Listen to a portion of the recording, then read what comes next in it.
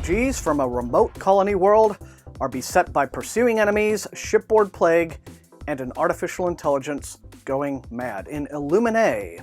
That's the novel I'm reviewing on this episode of SFF180.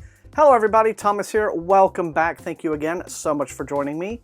Now, we have all heard of art being criticized for style over substance, but what happens when the style is the substance? In the young adult space opera Illuminae, Amie Kaufman and Kristoff team up to create a marriage between text and visuals that employs an extravagant approach to art direction and book design, bridging the divide between traditional prose and graphic novels. Now, predictably, the results are mixed. The design elements we quickly discover are being used to prop up derivative mediocre material. But despite that, there are a great many moments that have undeniable entertainment value, where the intent of the design manages to achieve its goal of really pumping up the thrillometer. Now, it's the late 26th century, a time when teenagers are apparently still texting each other saying things like WTF and LOL. As the story opens, the remote colony world of Karenza 4, which is home to an illegal mining operation, is getting the ever-loving shit bombed out of it by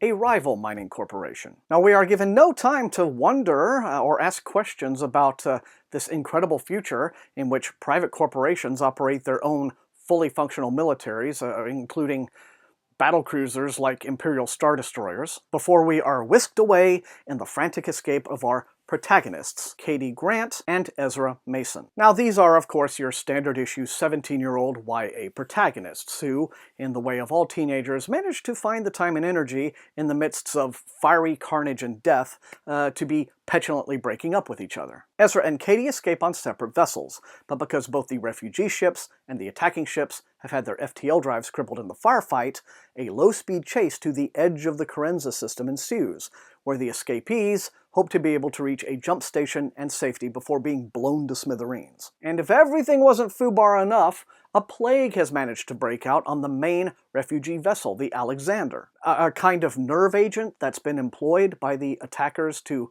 pacify people on the ground, has, for reasons to do with plot requirements, somehow managed to morph itself into this 28 days later rage virus, slowly turning crew and passengers into these psychotic murder zombies. Also, because why not, the Alexander's state-of-the-art AI, called Aether, has taken a few missile hits itself and is in the process of slowly going insane. Now, I'm gonna give Kaufman and Kristoff a lot of credit here, right? I mean, all of this is as silly as a YouTube video of kittens fighting each other with lightsabers, but like those kinds of videos, it can have a lot of entertainment value if you catch it in the right mood. And most importantly, the authors understand the importance of raising the stakes, something that is forgotten in novels more frequently than you might think. I am thinking in particular of another new book, Sleeping Giants, which also takes an unconventional approach to structuring its narrative, but somehow manages to forget to have anything exciting happen. And if you can manage to make it through what is a very rocky first 200 pages, but that's not so hard because it's a quick read with all the visual stuff going on, Illuminae does eventually pay off in a tense and exciting climactic sequence, where the authors, thankfully, finally stop trying to just throw in every single idea that's in their heads and instead focus their story on a single narrative goal, involving Katie's solo attempt to save the entire fleet, assisted only by a dubiously trustworthy Aether.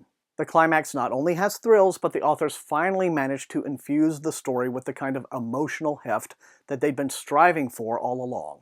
Now yes, there is a lot about all of this that strains credibility, and far too often the authors clumsily take you out of the story by the use of too many anachronisms, too many present-day ideas, speech patterns, slang, attitudes, simply for the sake of hand-holding their readers. For instance, in case it wasn't obvious enough that we are supposed to identify Aether with HAL 9000, the granddaddy of all batshit AIs, the authors simply have Ezra make a direct reference to the movie 2001 in his dialogue.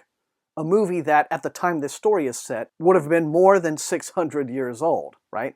Now that's as believable as writing a novel set in 2016 where your typical teenager dialogue, has kids just dropping references to Geoffrey Chaucer. Illuminae presented me with just about the most bipolar reading experience I've ever had, as the story ping-pongs constantly, back and forth between the sublime and the ridiculous with wild abandon. But in those moments in which it works, when the effort to do new and exciting and innovative things with the prose medium actually succeeds in serving and benefiting the story, then Illuminae works like the veritable bomb.